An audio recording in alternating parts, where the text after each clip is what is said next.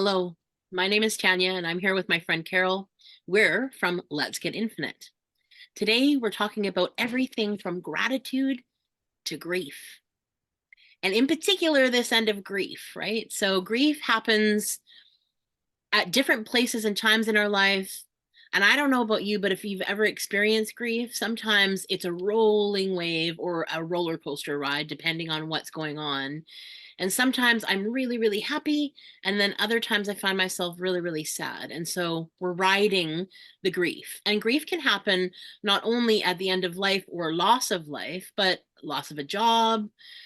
And Carol recently has been experiencing the loss of her job, but also the gratitude of having the freedom of time. So, how do we learn how to hold both of these strong experiences and feelings without making one more important than the other? And so, we're talking about duality and grief here. I'm going to hand the room to Carol, and we'll see what we come up with.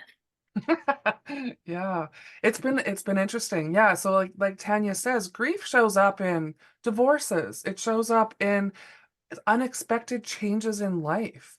The loss of a pet. There's different ways that I mean it could be anything. If you, grief is a an interesting character in itself. And there isn't a way to describe that because everybody's experience of it is so different. And depending on the circumstances, it changes. And it's not generally something that, okay, well, we're done now. It's something that gets maybe not to the forefront as long or as much, and then it's picked up again because there's something that happens in life where there's this oh, this reminds me of that. And so I'm back in that moment. I was in a program room yesterday and I was listening to this incredible group of women singing. And that took me back to my Nana's bedside. And that happened in like 2005. And I didn't realize how that would stir something up in me. So we just never know when these things are going to pop up. And so what Tanya and I want to do is talk about this is normal. This stuff that happens. And so us holding space for us just to kind of talk through that and release some of the pressure behind it, feel the comfort of knowing that somebody is listening and that it matters that you're feeling this way. So, that's with loss, with loss of a person that was really important to me. And so, yeah, there are ebbs and flows, and it goes on as long as it goes on. It may go on for your entire experience of life. For, my most recent thing with grief is my job. I left a job that I really actually love, and there's this loss of connection that I'm having with all of those people that I hired. You know, we grew from a 10-person company to a 50-person company over just a short years, and every day I was connecting with all of these different people, and I was somebody Mm. with all of those people. And I take that away, and as much as, like T said, I'm happy about this freedom and all these other things that I get to celebrate and enjoy and participate in. But there's this, not that Tanya's not an awesome person to connect with, but there's a difference now in my day-to-day basis is not having all these responsibilities, all these dings, all this. It's a shift and it's a process for me to just learn how I'm settling into this new life. And there are moments when I miss that, and there are moments when I am so glad I'm not in it. What about you with your experience with grief, T?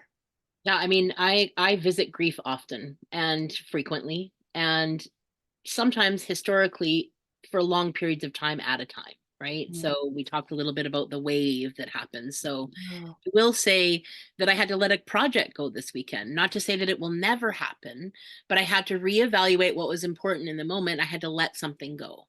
yeah. It was a grieving process because I had expectations and I had the promise of completion, and now that's moved 2, 3, 4, maybe a month down the road. And so there was some sadness around that, even though it was the best choice, right? And so we're exploring grief in all of its facets. Mm, What we're going to be doing is holding grief circles 9:30 to 11:30 PDT time, Pacific Daylight Standard Time. Uh, Daylight, yeah, daylight, Daylight time, yeah, whatever it whatever is. it is.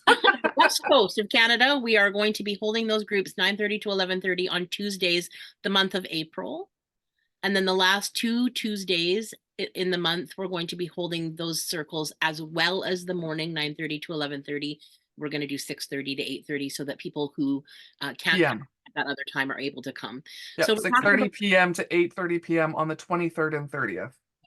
and so we're talking grief. We want to know how you're feeling. What are you grieving? What do you have gratitude for? And what is the grief that's showing up in your life, right? So we can hold all that's here and have and cultivate a conversation so that we can learn from one another. I think that that's the most magic that I see happen is when we undo the aloneness, because Mhm. grief can sometimes feel very lonely. That's been my Yeah, truth.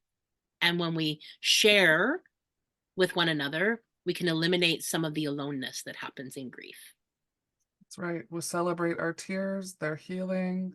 All of this is healing, and we really look forward to seeing you at one of our sessions or more than one of our sessions. If you know somebody, please send this video along to them so that they too can just kind of get a sense of who we are and the kind of space that we intend to hold.